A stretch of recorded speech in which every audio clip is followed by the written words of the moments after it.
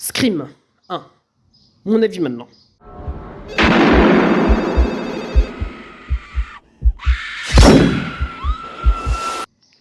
Scream, c'est un film réalisé par Wes Craven, 1997, 16 environ.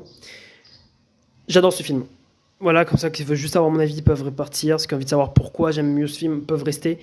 Scream, je vous le dis en plusieurs fois, c'est un méga super bon film. Je le surkiffe, je le suce énormément. C'est un très bon film. Et allez le voir maintenant si vous n'avez pas vu Scream. Voilà. C'est très direct, je suis désolé. Mais Scream, c'est un film incroyable. Vraiment, je vous l'encourage à le voir. Les acteurs sont sympathiques. C'est des acteurs connus, mais pas trop. C'est des acteurs connus de séries TV, de ce genre de trucs, que tu peux reconnaître, mais qui est pas comme par exemple un Tom Holland ou un Will Smith. Quand tu vois Will Smith et pas le personnage. Bon, ce qui est assez sympa, les acteurs d'ailleurs font du bon travail. Quand ils hurlent, on y croit. Quand ils souffrent, on y croit. C'est un très bon film. C'est un film d'horreur.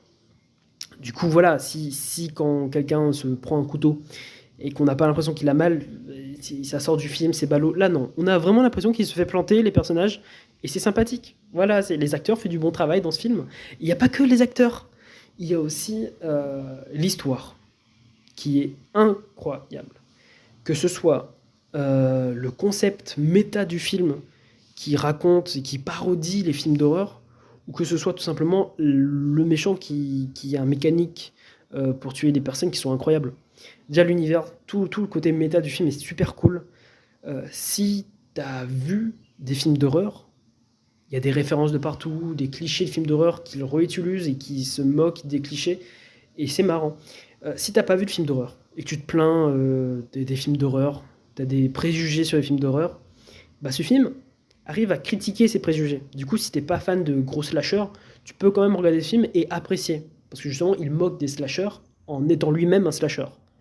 Mais si t'aimes les slashers, eh ben, il y aura beaucoup de concepts que tu connais déjà, que c'est classique au possible, mais qui se moquent beaucoup plus subtilement. En gros, que les personnes n'ont jamais vu de slasher et que les personnes qui ont vu les slashers, dans les deux cas, ils vont apprécier. Parce qu'il y a tout un côté méta où on fait genre comme si que dans le film, un personnage dit à un moment donné, ah, imagine que là on est dans un film, bah là je vais mourir. Ce genre de truc. Je vous encourage à le voir, c'est incroyable. L'antagoniste, il faut qu'on en parle. Ghostface, classique. Maintenant tout le monde le connaît, il est cultissime. Il est terrifiant. Sa mécanique pour tuer, à savoir appeler les personnes avec un numéro inconnu et le regarder en même temps et faire des petits jeux comme ça. C'est un film qui est sorti dans les années 90. Encore aujourd'hui, ça fait peur. Ou tu peux le regarder en 2022.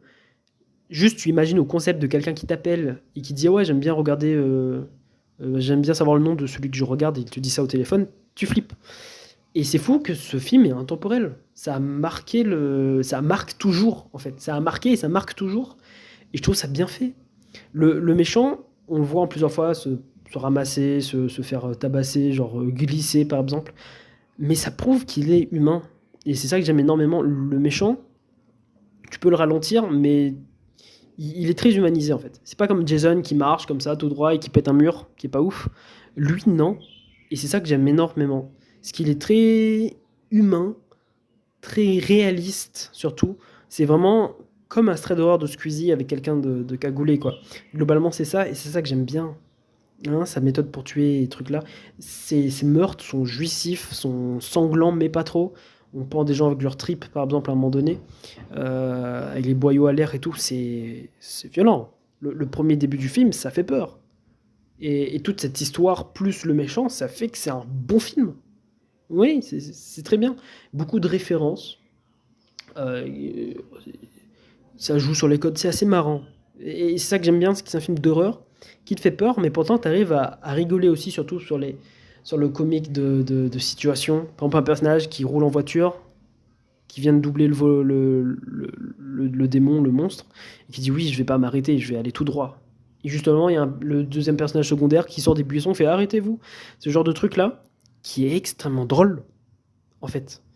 Et c'est un film d'horreur où tu arrives à rigoler, mais pas en mode ah, c'est mal fait, en mode waouh, la situation porte à confusion, c'est marrant. C'est un film d'horreur où tu arrives à rigoler et dans la seconde après avoir extrêmement peur et tu peux pas rigoler au moment où ça fait peur.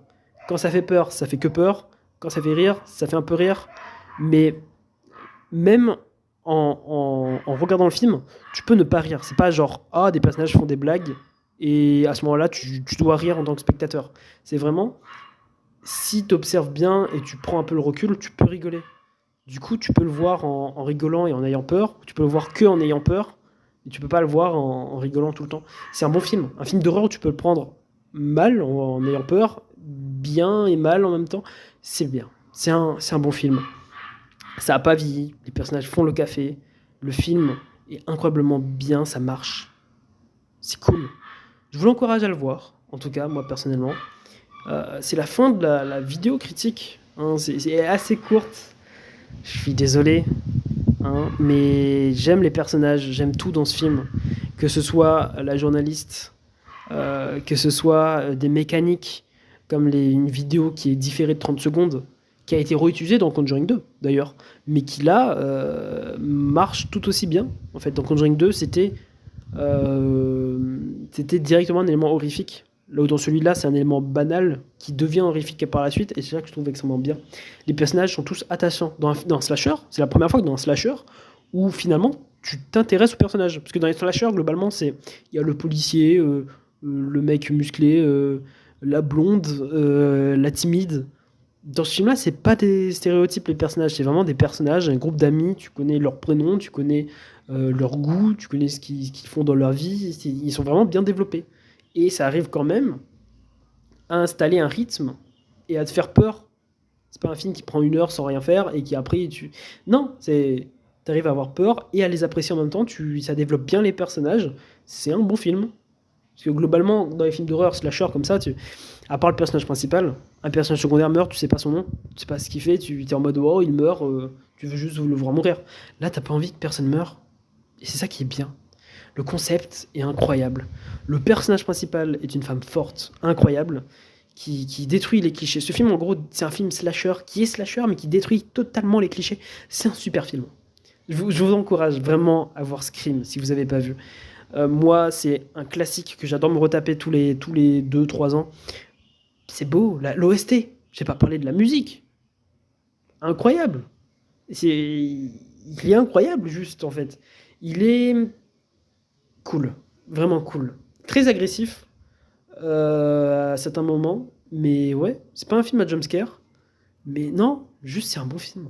Ce que j'aime bien aussi dans le film, c'est le fait de voir le méchant marcher. Par exemple, entre deux portes, tu vois le méchant marcher, pointe des pieds pour se cacher. Et je trouve que ça rend le truc plus effrayant parce que tu sais vraiment qu'il est là, au lieu de le laisser sous-entendre, même s'il laisse sous-entendre, c'est bien aussi. Mais genre, tu le vois, et ça le rend très humain, encore une fois, et très réaliste. Ça fait juste peur, son costume fait peur, la situation fait peur de se faire agresser comme ça. Tout est bien dans ce film.